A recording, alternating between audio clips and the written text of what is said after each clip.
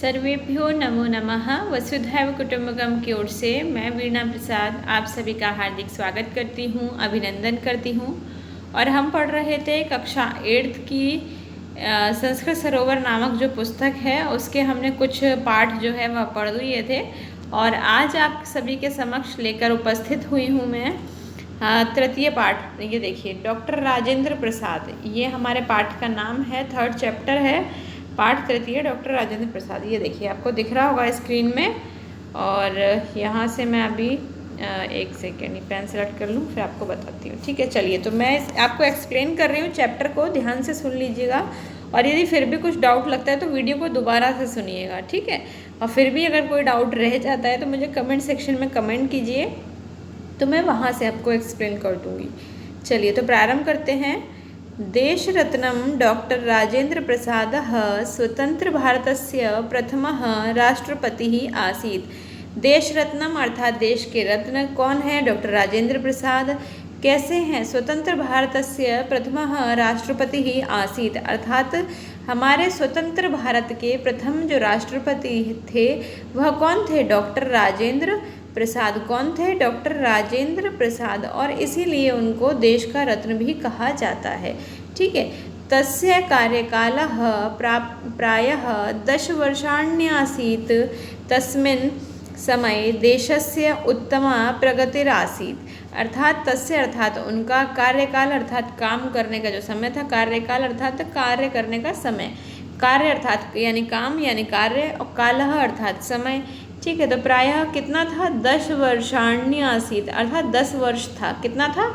10 वर्ष, ठीक है। तस्मिन् समय देशस्य उत्तमा प्रगतिरासीत, अर्थात तो उनके समय में देश की उत्तम प्रगति होती थी, देश की उत्तम प्रगति हुई थी, ये इसका अर्थ है, ठीक है। राजेंद्र प्रसाद महोदय क्षम्यतां राजेंद्र प्रसादस्य जन्म 1884 तमे वर्षे डिसेम्बर् मासस्य 3 दिनाङ्के बिहारस्य सारणमण्डले जीरादेई ग्रामे अभवत। अर्थात जो डॉक्टर राजेंद्र प्रसाद हैं उनका जन्म कब हुआ? 1884 तमे वर्ष में दिसंबर महीने में, दिसंबर महीने की तृतीया तिथि को, तृतीया तिथि नहीं है, क्षम्यतां, यहाँ तृतीया यानी दिनांक के लिखा हुआ है, तो तृतीया तिथि नहीं है, तृतीया यानी 3 दिसंबर को मान लीजिए। 3 दिसंबर को कहाँ हुआ था? बिहार के सारण मंडल नामक, बिहार का सारण मंडल था, उसमें एक जीरादेई नामक एक गांव है, वहाँ डॉक्टर राजेंद्र प्रसाद का जन्म हुआ था।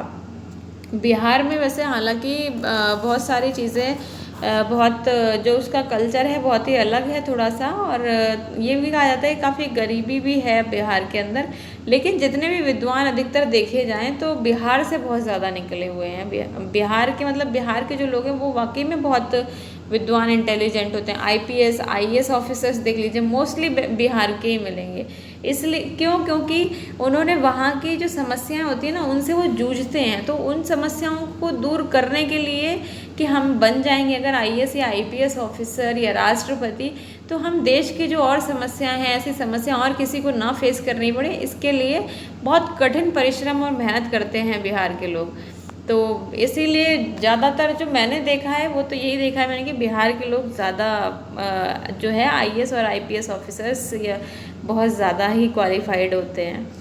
तो अब चलिए हम हमारे पाठ पर वापस आ जाते हैं। शिक्षायाः प्रारंभकालतः एव एषो अतीव मेधावी आसीत्। शिक्षा के क्षेत्र में, शिक्षा के प्रारंभ काल से ही एषो अर्थात यह जो थे, क्या कौन? डॉक्टर राजेंद्र प्रसाद। वे कैसे थे? मेधावी, अर्थात वह बहुत ही होशियार थे, बहुत ही विद्वान, बहुत ही होशियार थे, ठीक है।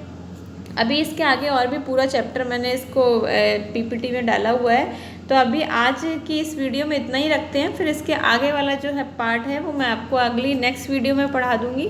नमो नमः।